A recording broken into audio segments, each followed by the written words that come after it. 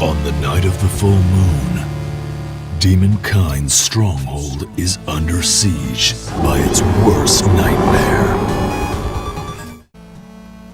Bloodstained Curse of the Moon is one of those games that only comes around in the 80s. I mean, it's a game from the 80s that just got released in 2018. But that's cool, right? Curse of the Moon, or Codem, as we call it from here on out because abbreviations are all the rage in English these days. Protect? Attack? What? Codem. Anyway. Modeled after the NES Castlevania games, nobody's favorite Castlevania games, Codem exists because people gave Inti Creates way too much money for their Kickstarter campaign, so they were like, hey, we have extra money, let's put together a 1.5 hour long game that completely rips off a super old and hardcore and... Oh my gosh, this is... Stop. This is freaking hard. Holy crap, old games.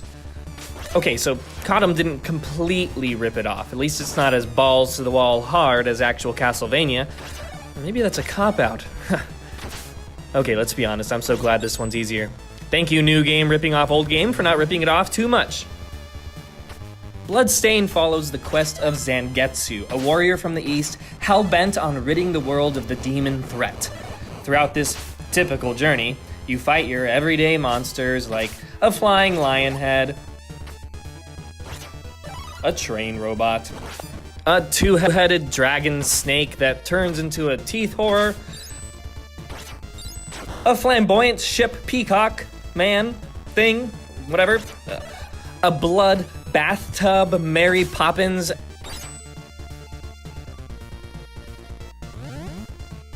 and of course, a turtle beast who turns out to be an old man who becomes your friend. Speaking of the old man, throughout Codem, you unlock multiple playable characters that join your side against the demons, including some of the demons themselves, and literally the guy who unleashed them all in the first place. Still, it controls really well, and utilizing each of the characters' abilities helps make 8 total stages a snap. While Curse of the Moon has all the same controls, chiptunes, BC baddies, and whips that'll make your nostalgia orifice throb, it also introduces a slew of features to modernize the title and make it unique, like the Curse of the Moon feature that lets you rewind time, branching paths, 8-bit train, a casual mode for all the babies like me, the ability to switch between characters by literally swapping in the moment. This must be what it's like to be a schizophrenic. And weird pointing skull people I'm 90% sure weren't in the old games. Seriously, don't know what these guys are doing, but they look super chilled out, so I'm not gonna judge. Honestly, Codem, or Curse of the Moon, is a great throwback to an 8-bit Castlevania that plays like you remember it, rather than how it actually played. Plus, it wears its inspiration proudly on its sleeve and iterates just enough to be fun all on its own. Plus, there's a great little twist ending as well that I won't spoil here, although don't expect Symphony of the Night levels of twist ending, just to clarify.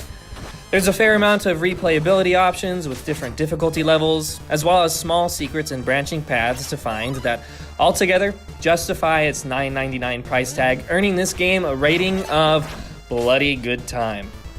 Thanks for watching Honest Reviews. Be sure to subscribe for more reviews like this one in the future.